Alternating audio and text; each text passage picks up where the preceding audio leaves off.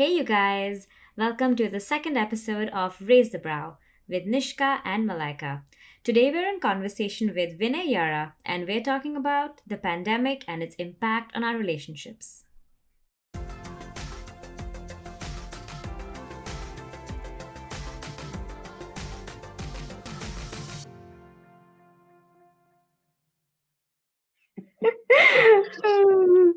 Hey Vinay, how are you? Hi, good. How are you? I'm super good. How's it going? Yeah, alive. I think that's an achievement to say, given given what's going on. That Fair is an enough. achievement. You sound like a houseplant alive. Yeah, I'm not sure if my houseplant would actually say that, but yeah, it's been with me for a month and a week now. Hmm. So like 5.5 weeks. Two leaves had to be cut out because I overwatered them, and they started growing all sorts of things. But yeah, so there's that. हाँ, Wow. Wow. वो होते रहता है. Hey, at least When I with that sort of overwatering than no water. Yeah, I guess. वो होता है ना justifying what you did. You're like, yeah, Yeah, but at yeah. least I tried. At least I was nice. Yeah. At least he didn't die hungry. He died. So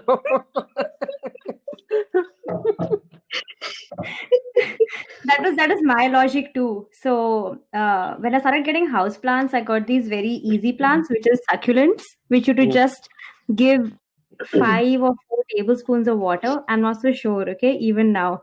But they are the plants which have survived the longest. I've had them for a year now. Hmm. So yeah. Yeah, I went for the most flamboyant one. Yes. So Yes. rarely. I saw. Please send a picture of your plant so we can see Yeah. it.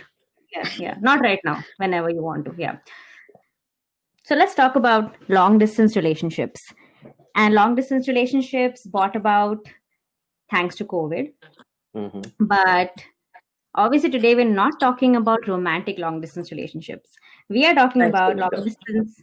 Sorry? Thanks to me. Yeah, I Yeah, suggested that yeah, idea. yeah, So yeah. Yeah. I'm gonna Oh take my credit God. for I was that. just getting to that. So, yeah, we are going to be talking about long distance relationships, but those that we have with our family and friends. And that is all credit to you because when we were looking for stories, naturally we were like, yeah, of course, let's look for couples who were pushed away onto different continents because of COVID. But Vinay being Vinay was like, yeah, but pushed away from my family. So, what about that story? I mean, that's it. That's two ways, right? That shows that about family connections, and the other thing it very popularly shows is how boringly single I am. So there's that aspect to it that's built in, which sort of goes together. Like, yeah, I don't want to talk about a long distance relationship because I don't have one, but I miss my mom. Does that count? So it was sort of one of those. I was trying to fit in. We Yeah. think it was brilliant. We were like, अरे हमने क्यों नहीं सोचा? Yeah. Let's follow that narrative.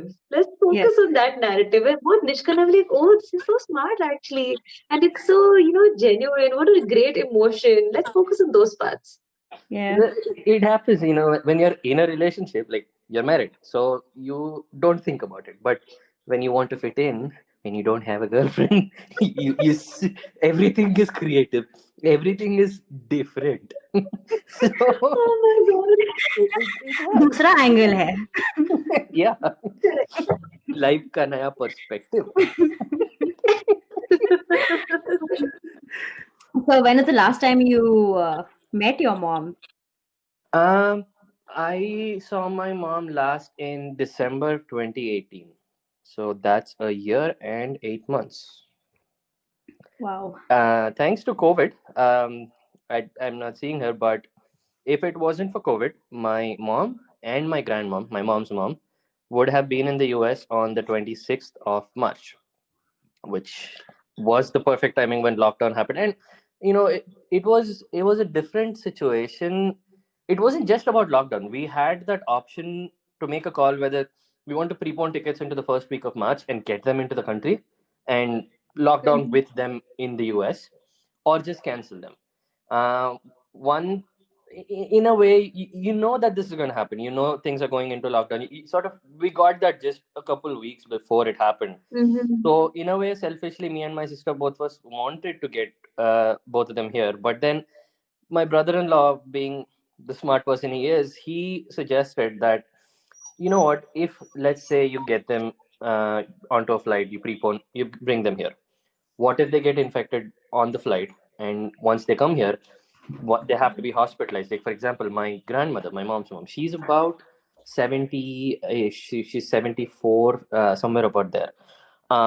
So she doesn't speak English at all. So Hmm. if let's assume that they got infected on the flight and they landed here and they had to be separated out in a hospital, she cannot talk to Mhm. Americans. She cannot get help the way she can't express herself. And if we are not there to translate, it makes her life impossible in the US to go into a hospital. So Hmm. that was what my brother-in-law said. Like, you got to look at both ends of the spectrum. So that's what the other end was. And then, like, yeah, you know what? If that actually happens, she's going to live with that Mhm. for the rest of her life. And like, if she makes it through, but that's just going to make it so much more difficult for her. So we didn't want to put her in that spot. We're like, you know what? We can just cancel the flights now.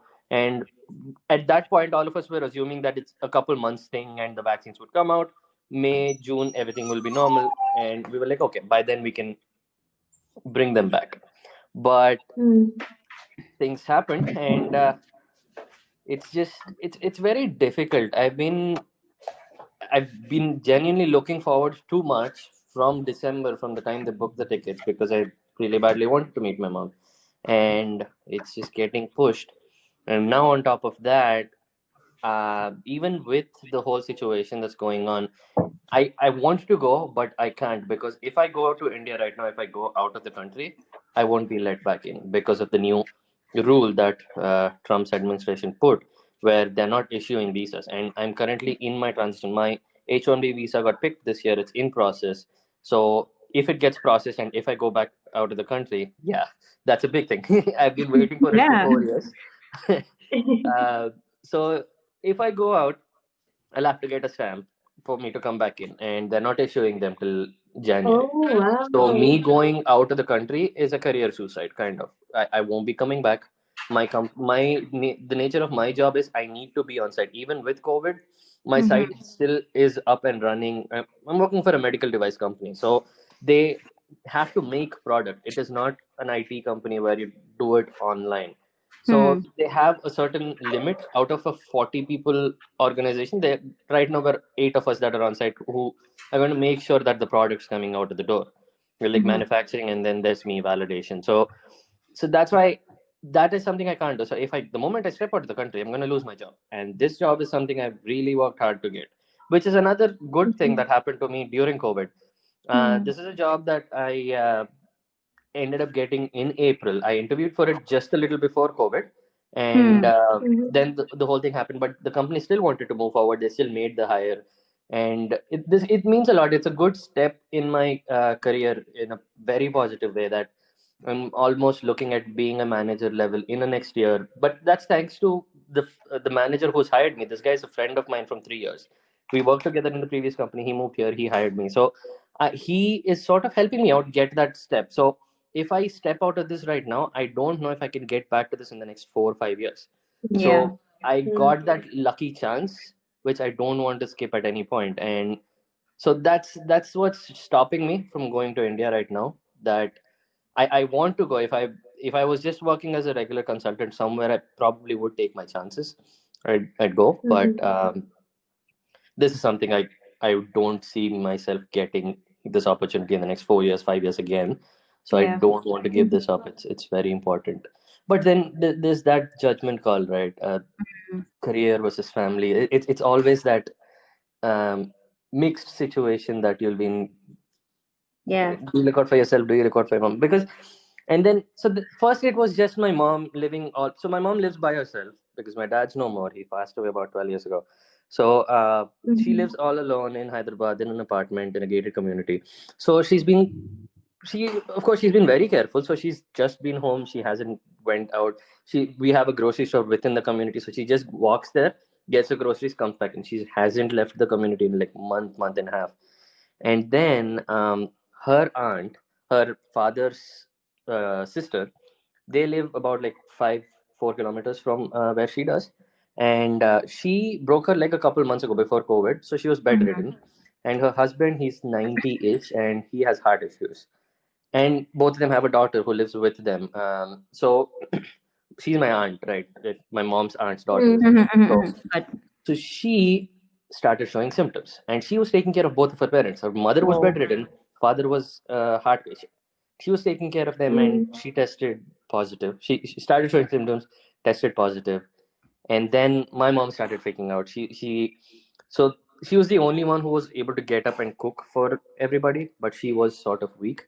So my mom started cooking, going there, just dropping off food Mm, at their door and coming out without meeting them, without interacting.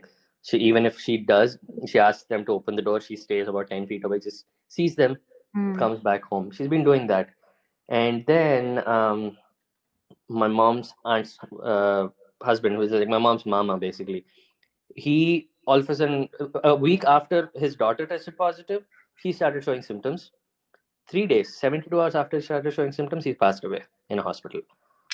Oh. oh. So, and then my mom's aunt was also hospitalized because of during this whole thing, she broke her leg again. She had to be taken into a hospital, and it just went downhill from there. And it was just a series of things going on. And in the middle of all this, my grandmother, my mom's mom, she's not doing well now.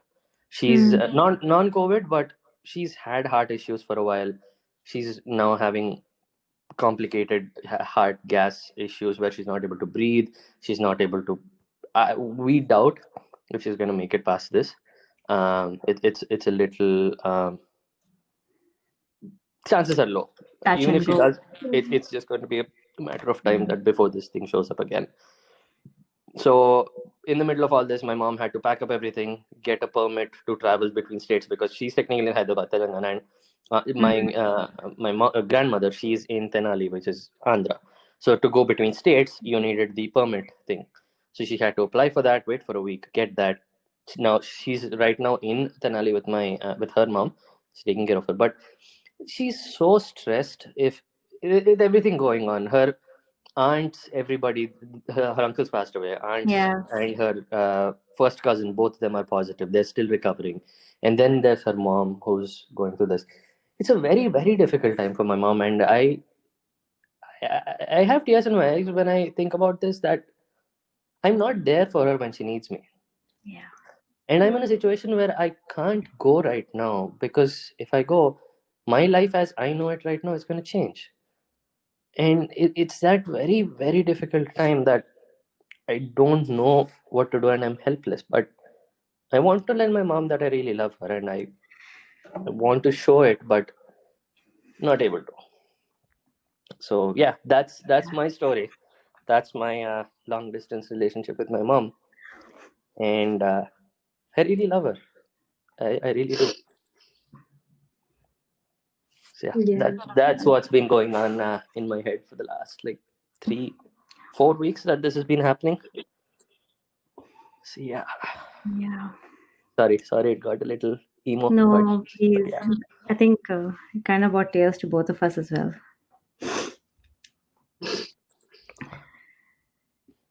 I mean, not that I don't think I can truly imagine what you're going through because it's so much different. And I've learned this only with Nishka being in the US, what a difference that makes. Even under COVID, where honestly we can't really travel anywhere, but about 2 months back, my dad is in Bangalore. And I mean, he is in Bangalore, but 2 months back, he had symptoms of COVID and he didn't even test positive in the end. But I remember those 5 days where I was just super stressed sitting in Hyderabad, wondering, if he tests positive, how do I get to Bangalore? But, at least I knew that worst case scenario, I'd be able to drive down. So there is that thought that worst case scenario, I can figure something out because he's here. And he didn't even test positive, and I remember being extremely stressed out that time. So I cannot imagine. uh, being in a position where even if, international travel becomes easier, um, how do you come back? Because as you said, you're making a very important life decision Mm. in not being able to go back. And that's when you realize that there's so many of these decisions have completely been taken out of our hands. Yeah.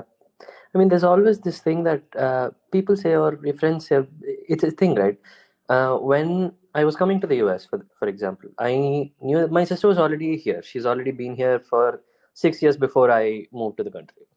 So at the time, I was doing my engineering. Me and my mom used to live in Hyderabad, just both of us.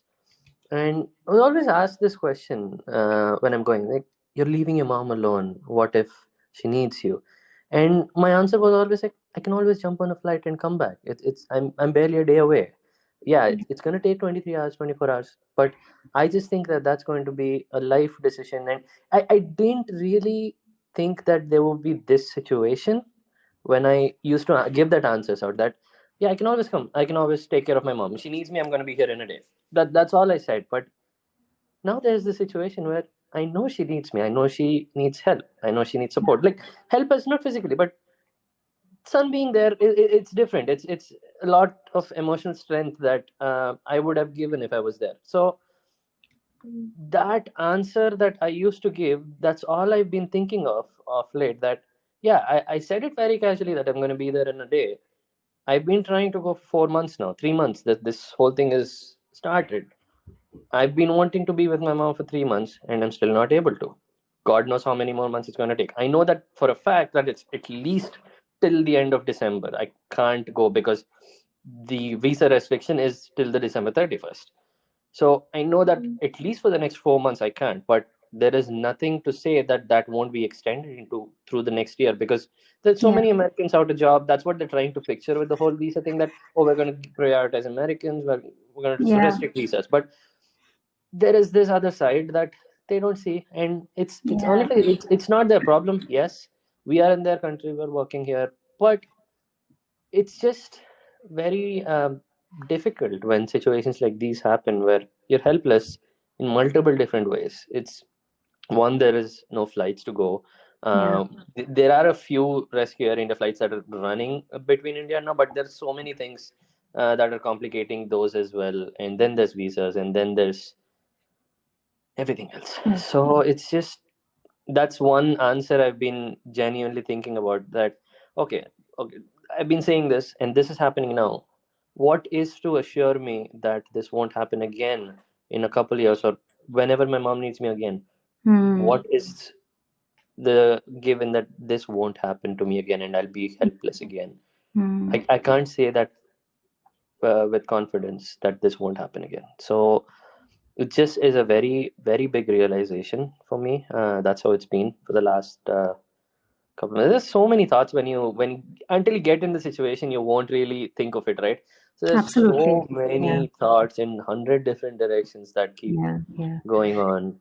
And I think it gets especially worse because of the situation where we're in right now, where we are forced to be alone with our thoughts. And then you have all these circumstances thrown at you, which is exactly your circumstance that you feel helpless. And Yeah. I absolutely resonate with the visa bit because I was supposed to be traveling to India in the month of May or June. And, I'd made so many plans and um, I hadn't seen my family in about 6-7 months. It's a lot lesser than yours, but it always seems so big, right? No matter how long it has been, it could be 2 months and it still seems like forever. Especially when you've made plans, it hits you so much. And the thing is, first the visa thing happened because in April my visa situation completely changed, and I knew I wouldn't be able to travel until August or even later than that. And then COVID happened, and there was I had such a rough couple of days thinking that it really aches when you really want to see somebody, It really and does. Yeah. yeah, it physically aches when you can't. And so absolutely get it. It's not easy. Yep. It's Yeah. very. I mean, people say that in Yeah. a way that oh, the times are difficult, we have to do what we can. It is, yes, but there is so many things going on that we are together in they say, yeah, we're together, we're in this together. We are, but are we really? Yeah, yeah, Everybody has their own battles, everybody's doing their own struggle, so it's sort of yeah. And this this thing exactly that you're saying, that there's so much of reinforcement that be positive, it's gonna it's almost over, and at least your family is safe, at least they're healthy. But this yeah, this feeling, the pain inside, this just yearning to see the face that you really want to see. And I think this is what I was even telling you, we were talking about this a couple of weeks back, that it is such a it is such a strange time, because the some of us who are lucky to be working from home, we get to be home, but we still don't get to be with the people that we really truly want to be with. And for you, it's even heavier, because your mom could, I'm sure, in so many ways really use your emotional support. And yeah, the guilt, even though I'm sure she is never going to say it, and but as a child you will never stop feeling that. I think the older you get, this entire debate of the distance versus spending these years with your parents becomes so much deeper, and it really makes you question all your life decisions and choices. yeah, it genuinely does.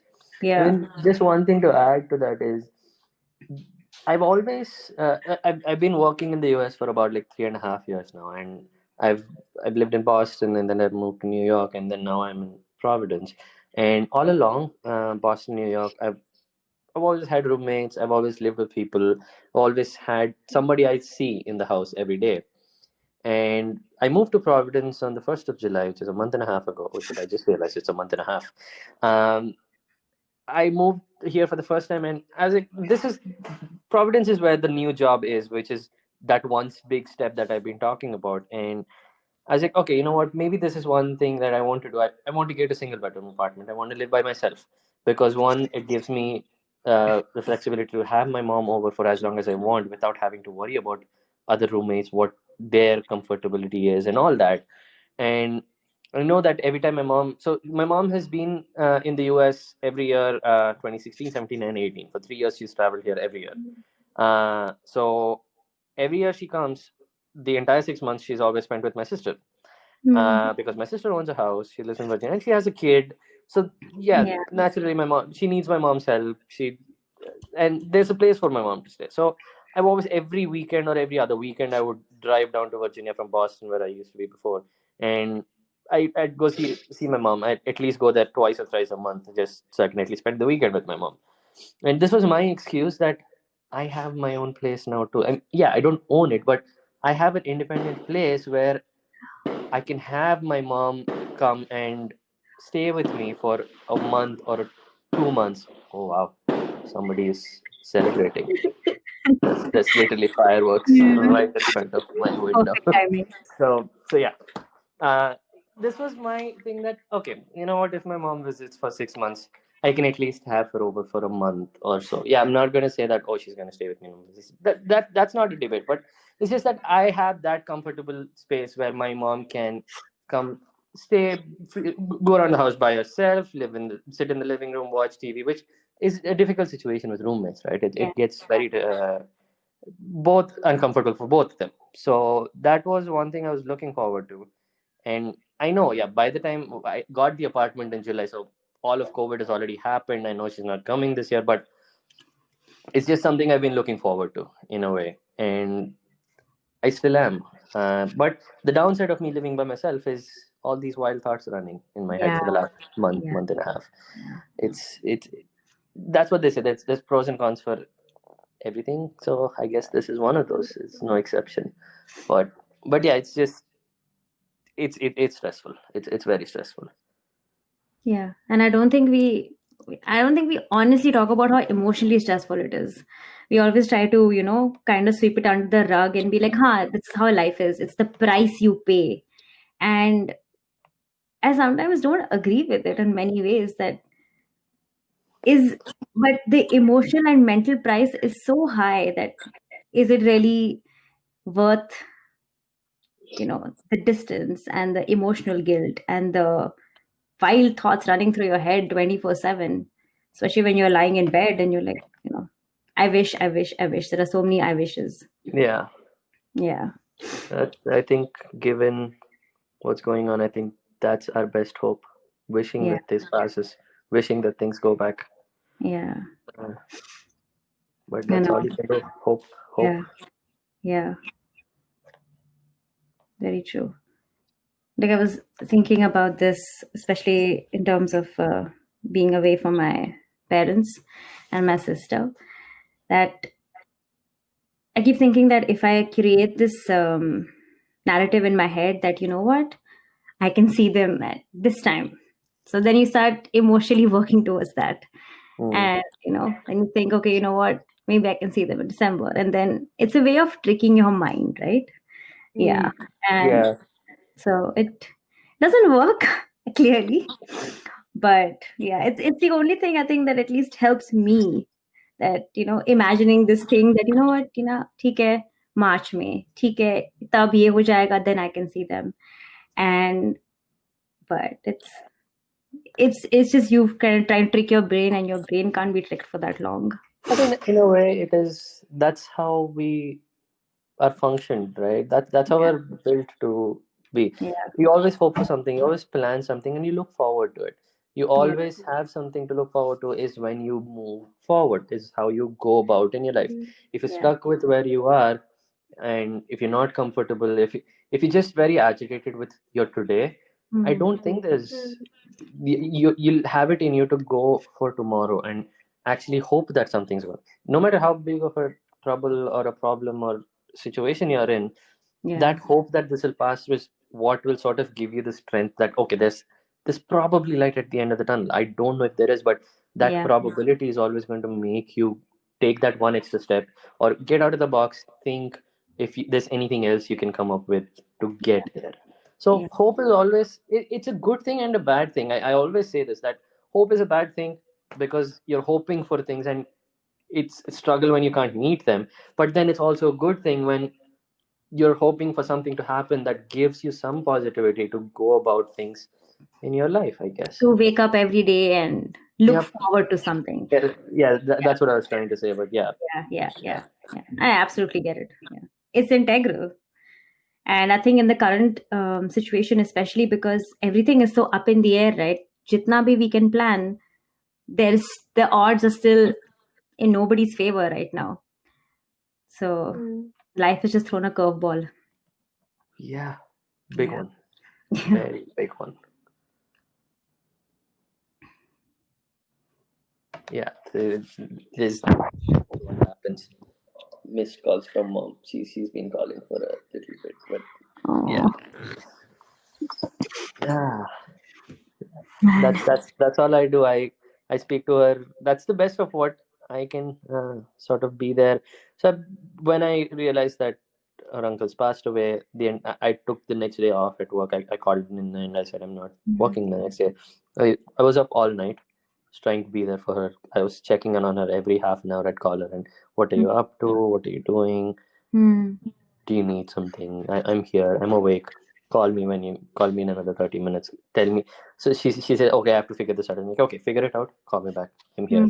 So I was up all night. I'm trying to do that. And even now, on a daily basis, I still call her first thing in the morning. But once I get ready, I sit in front of my computer, work.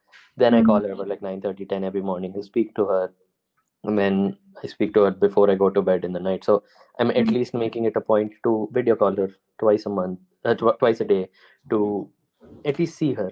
At least that's some sort of blessing Comfort. in a way that yeah, comfort. That's the right word I was looking for. So it's just that that's the best I can do. But Yeah. that triggers questions that is that really the best I can do? Yeah. And that is So it's a dangerous little black hole to fall into.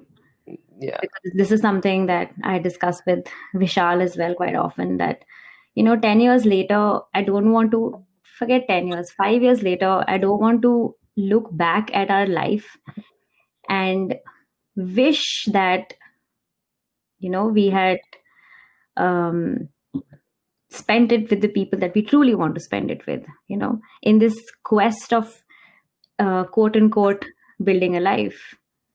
I feel like you truly miss out on so many moments and milestones that you want to share with the people that you really want to share it with.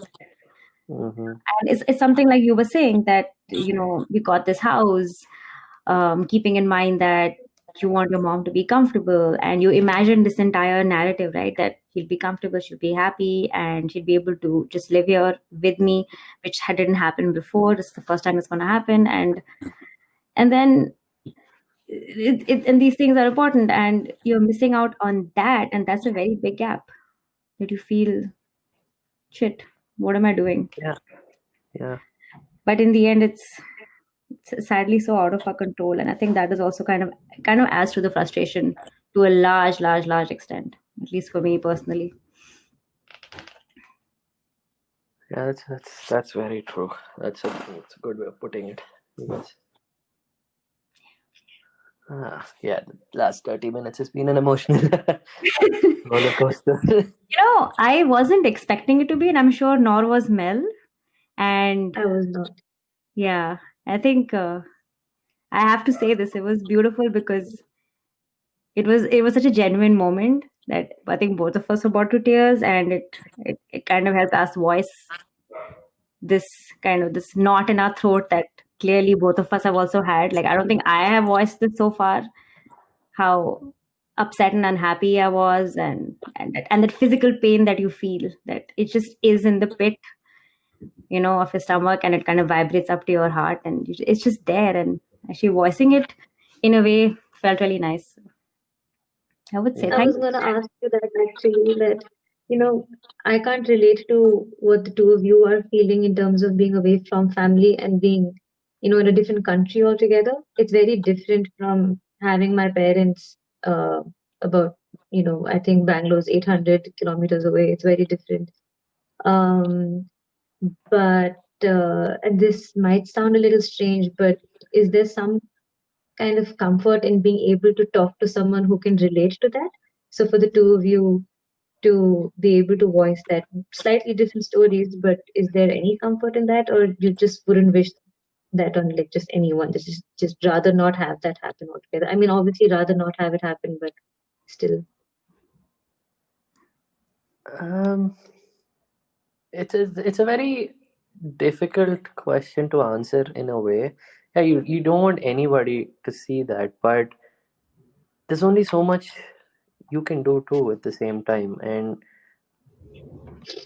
yeah, I don't know how to answer that honestly. Because that's something I've been struggling to find an answer for the last Hmm. how many, no, God knows how many weeks it was. But yeah, I hope someday I find an answer for it. But for now, I don't know. I really don't. I think I would have a different answer to that. Just thinking about it right now, I don't know if it's not comforting.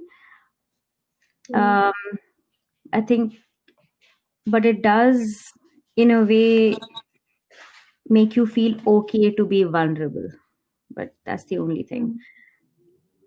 Mm. And I think, at least for me, now I'm going to be thinking about Vinay a lot and wondering if he's okay and how he's feeling.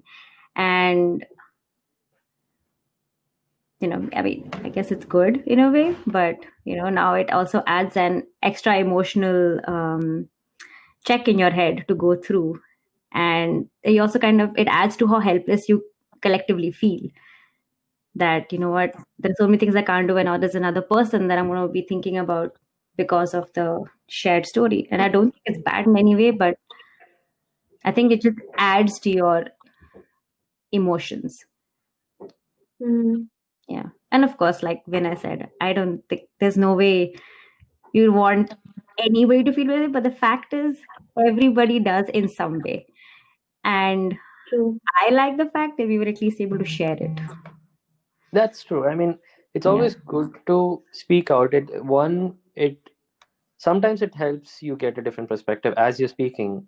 Yeah. Sometimes you sort of answer questions for yourself. So yeah, it is good to speak, but then that is a general thing. It's not about just this. It's good to speak about problems instead of just having them in your head. But Yeah. I am the kind of person who overthinks a lot. Even something Mm. as small as cutting somebody off on a highway, and if they had to honk, or I see that I did something, it Mm-hmm. bothers me for a day or two. Something as small as that. Mm-hmm. I People don't really see me as the sensitive kind, or but it's just I'm not sensitive. I wouldn't even call myself sensitive, but I'm the overthinker kind of a person. Even every small thing, I just have to think it so many. I try to avoid it, but that's, I think, is how my head is wired to function. So something as small, like for example, there was this car I hit, like minor, in a traffic bump. I just bumped on his rear bumper, and he came and had an argument with me. And I kid you not, this was 2014, and I still remember that. That guy came and he started banging on my window to get out, but my mom was in the car with me. He was saying really nasty stuff, bad words. I could give him, I could take the fight to him. I could be just as nasty as he was. I chose not to because my mom was there. She doesn't have to see Mm. that side of me. I don't want that situation. So I just kept I was in the car, didn't unlock the door. He banged on it. He made a big scene, just left. 2013, actually. Yeah. 7 years later, I still think about that incident. Things like that. There's so many of those that they just, I'm that way. I just keep thinking and thinking and thinking about things. So, yeah, speaking about things does give me a different perspective, but that doesn't stop the thought for me. Yeah. It's an ongoing thing. So yeah, it feels good to share it, but it doesn't make a huge, I might get positive feedback. Like, for example, when we are talking, if there's some idea you have, you might add that and it might help me evaluate it in a different way, but I'm still going to Yeah. still have that burden, which is why I was saying I don't know how to answer that. I Yeah. don't know what to make of that situation. I want to share it, but it's not really going to change things for me. Yeah. I don't know Like, if that's the right way to put it, but that's just I'm speaking as I'm thinking, so it's just free oh, thought coming out. yeah. I mean, I don't think you think that it adds any value in any way to what's going to happen, or it doesn't Mm. help you change your situation in any way because of the situation that is. Yeah. Yeah, Yeah. Honestly, if you're wired to be an overthinker, there's nothing you can do about it. It just yeah, is. yeah. It It's is. just Is. I think just knowing that you're an overthinker, that's the only comforting fact about it. That at least you know why you're constantly spinning. That's the I only guess that's the positive. Yeah, true. awareness. You're thinking, but you know why you're thinking, Yeah. and you know you can't help it, so you Yeah. just sit there Yeah. and think. Yeah. And then you Yeah, think about that. yeah. You think about why you're thinking so much. And then you're Yeah, in this, yeah, forever it's a thread of thought. never-ending loop. Yeah, Yeah. you just gotta be thinking for the rest of your life. Yeah. These are usually my this is actually what happens to me when I'm getting into bed. Some nights I'm like my mind is buzzing and as I'm getting physically restless and thinking about things that have no immediate solution, you know. Yeah. And I know exactly why I'm thinking those thoughts, and I know that thinking about them is not going to help me in any way. But you know how your mind is, right? Mm. It's like, oh, you don't like this? Oh, yellow, yellow. Or socho. Let's think about it. Why you don't like it? Let's evaluate our options. Let's think about why that person said this to you. For me, actually, the this uh, this entire the overthinking bit for me is that when I'm having a conversation with somebody, that's the only time I am. truly immersed. And if the other person says something that feels a little off to me, I will be thinking about it for days. And it could be nothing to do with you, nothing to do with, I'm sure nothing to do with me. It could just be the other person having a bad day. But for me, then it becomes this thing that, oh, did I do something? Did I say something? And why am I thinking this way? Destruction everywhere. Yes. My God, yes. Yeah. Mel, do you have something to add? Yeah, I was gonna ask No. the same thing. Well, it's just us both talking for the most part. She's just there and like, We want I to be. understand I your want. pain. Yeah. I'm feeling it. I don't know if I can add. That's sort of what I see on her face right now. Yeah. So Yeah. I think she's collectively crying for the both of us. So. thank you for No, that. actually, before the call, I was telling Nishka something about the idea of distance, um, and how in the lockdown where we can't meet people, where we're not allowed to leave the house, somehow proximity still plays a role. So I actually moved to Hyderabad only in the month of March, and one of my closest friends from Pune, which is where I was before this, he also happened to come to Hyderabad because he has family here. And we didn't meet. So March we had the lockdown. March, April, May, June, July. That's 5 months. We didn't meet, but you're constantly texting. If it's us raining in the city, we both send photos of the rain to each other, saying, "Hey, it's raining." Or if the sunset that day was particularly pretty, again, they'd be like, "Hey, are you looking at the sunset?" And oh yeah, when I'm looking at the sunset, I have a cup of coffee with me, and funny, I mean, shit like that. And I still remember the day in July when he sent me a message saying, "Hey, by the way, I'm flying back to Pune tomorrow or next week or whatever." And it was the strangest thing. I actually felt bad that whole weekend.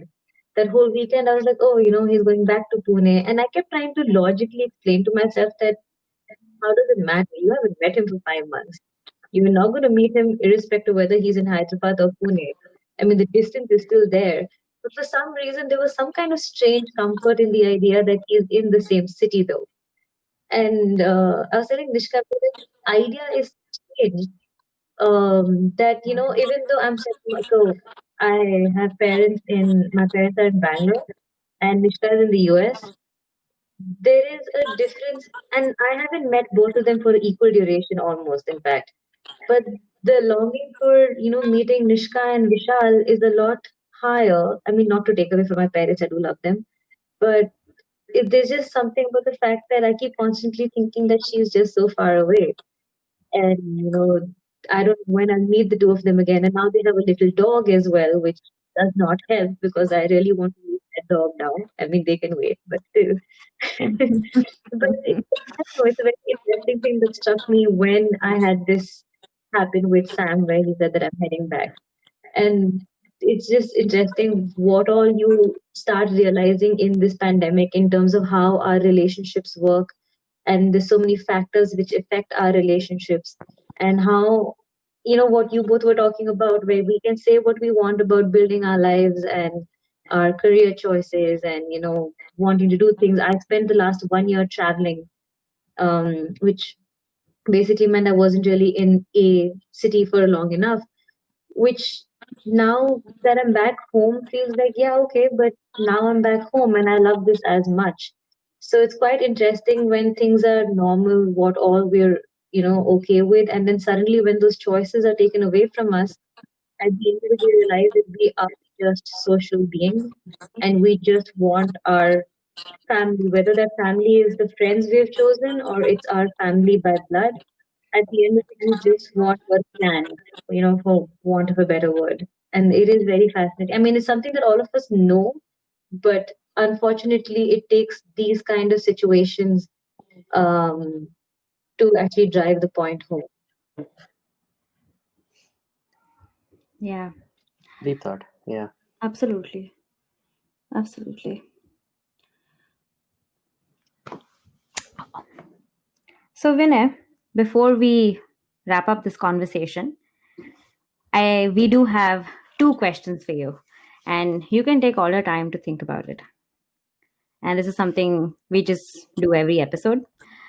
So, the first question: what is that one life experience which made you literally or figuratively raise your brow?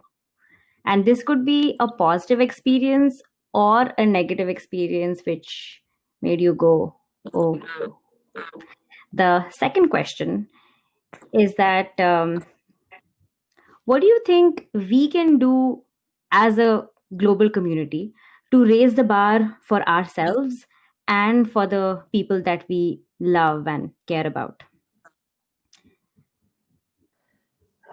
Very deep questions. Okay. Bilkul, yaar. So since I mean one of the things that raised my brow was, I mean, the negative part is what we've been talking about, Yes. the physical distance, but that's the negative, the most downfall of a raise my brow situation I've had ever seen in my life, apart from when my dad passed away 12 years ago. But then the positive, I'm trying to just think of the most positive thing that's happened to me.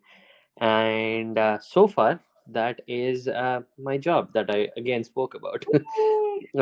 This job was very, very special for me in many different ways. The two guys I used to work with in the company I'm working in Boston for about 3 years, and they like me for as a person, and they've seen me work. They have seen my potential. And one of the guys, he was a director of product development in the previous company, and he moved over to a startup as an executive director of operations.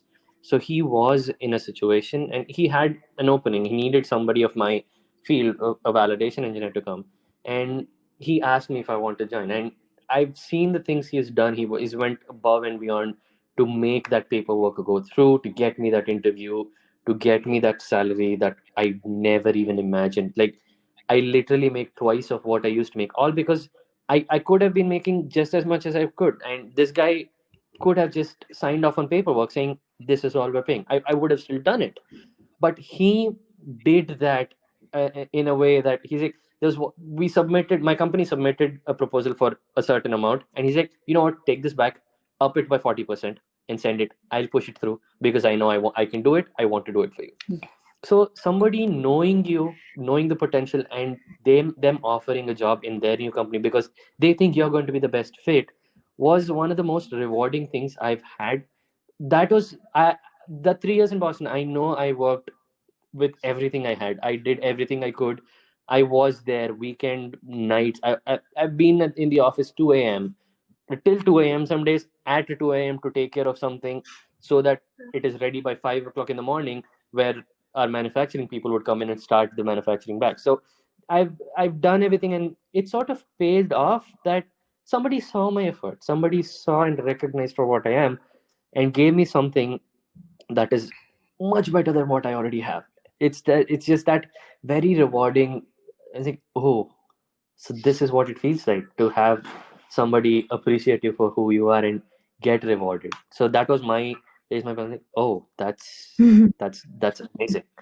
So that's the positive, the most positive thing I've had uh, for the life I built for myself. Yeah, there have been so many things, like my mom bought me a car. I bought my, yeah, that's another thing. I bought my dream car 2 years ago. I worked a lot for it. I wasn't able to afford it when I bought it. Mhm. I was pinching pennies. I would eat a very cheap meal to be able to save that $20 for 5 times in a month, so that that goes towards my car payment. I would do that. I would share my room. I would get the cheapest apartment. I would stay further away from work. I'd still drive to work. I made all those compromises to do that, but this job just tops it all for me. So that is my raise my brow. And as a community, is there anything we could do to raise the bar? Um, there is a lot of things we can do in general. The most important thing is that the most common thing I see is judgment. People judge very quickly. You should, just because, I mean, for example, there could be somebody listening to this podcast at some point and like, you know what? If this guy really wanted to go, he probably could. He can just give up his job. He probably would get in. You don't know how hard I've worked to be where I am. You can't judge me that way. That, oh, I'm prioritizing myself, my career. I'm selfish. You can't judge that. You can't get my perspective of things. There are things I had to do a certain way to get where I am, and I know for a fact that what I have is more than what I deserve in a way, if I can even say that. But that's the thing, that people come to assumptions very quickly, uh, and assume other people's situations, assume other people's behavior. Like, so many times that you just say things that you shouldn't.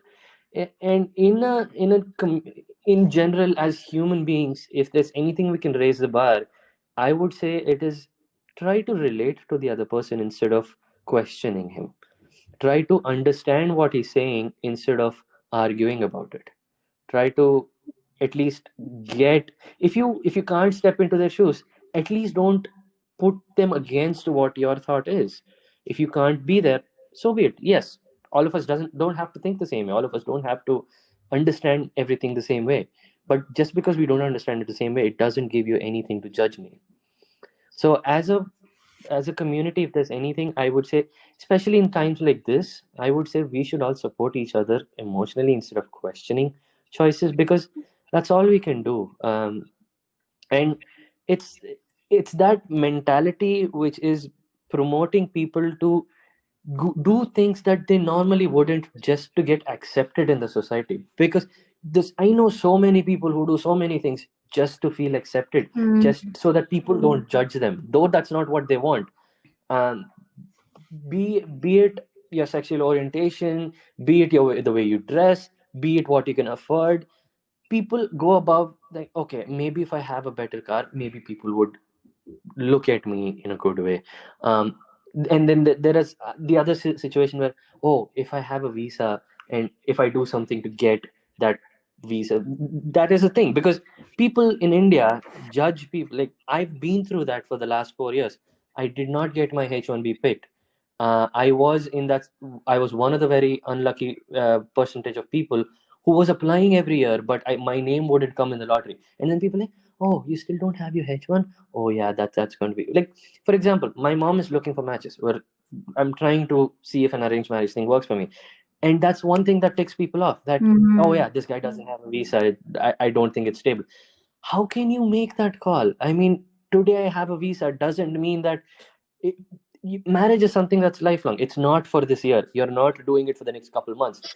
Just because I have a visa now, it doesn't tell you anything that in 3 years I might be on the road. I might be sent out of this country. So basing and judging what the other person is for small things like this, it's, I think it is, um, I think we could do better.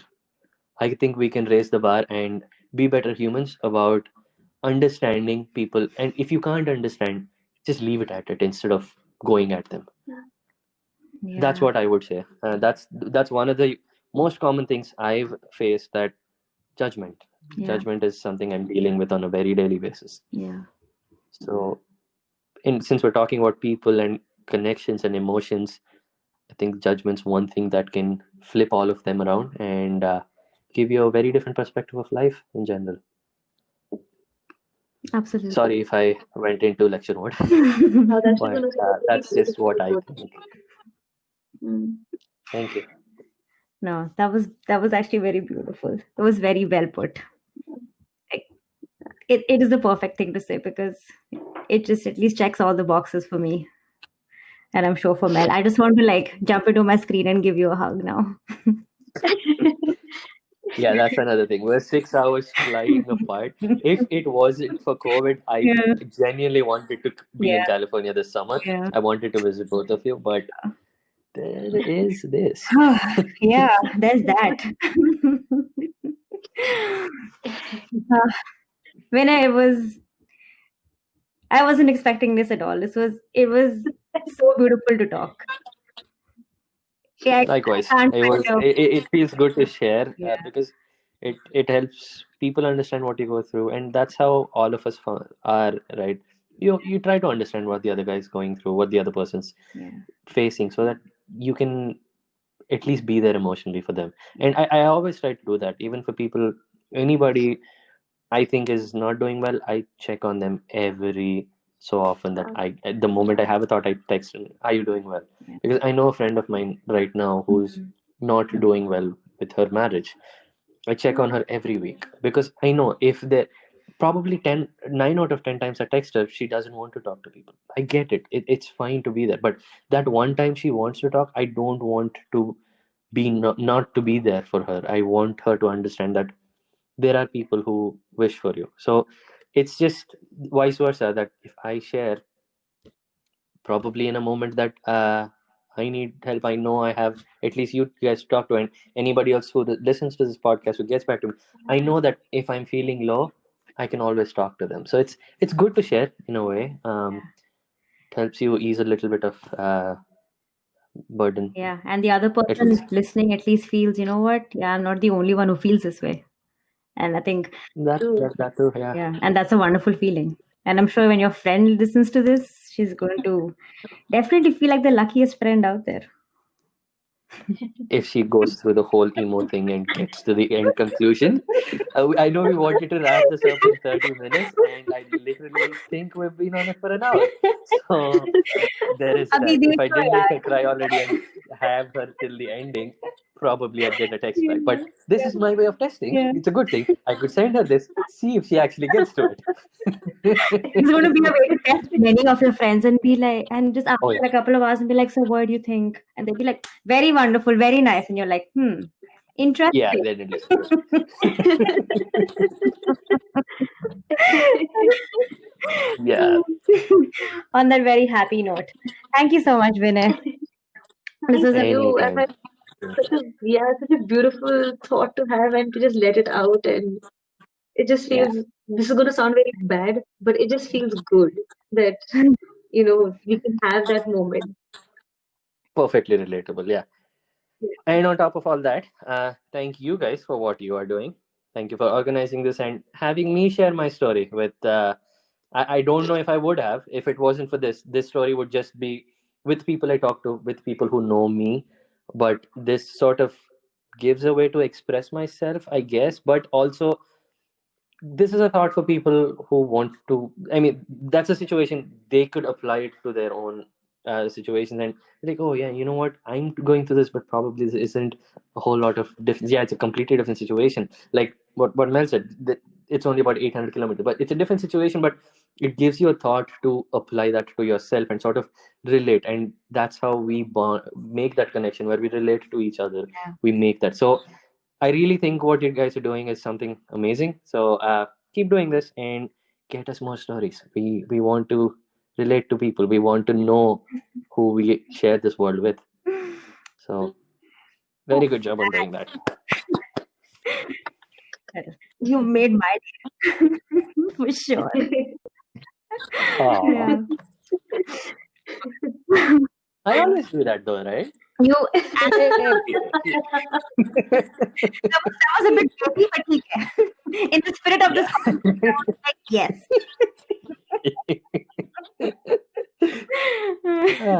Ah. Okay, guys, it was a beautiful is the only word I can keep using. I think that's the only word Mel can keep using, Yeah, and let's leave it at that. absolutely. For those of you listening, if you have a story that you'd like to share, drop us a message and we would love to hear from you. Thank you for tuning in to this week's episode of Raise the Brow. If you liked what you heard, go ahead and tell your friends about us. And we will see you again next Friday.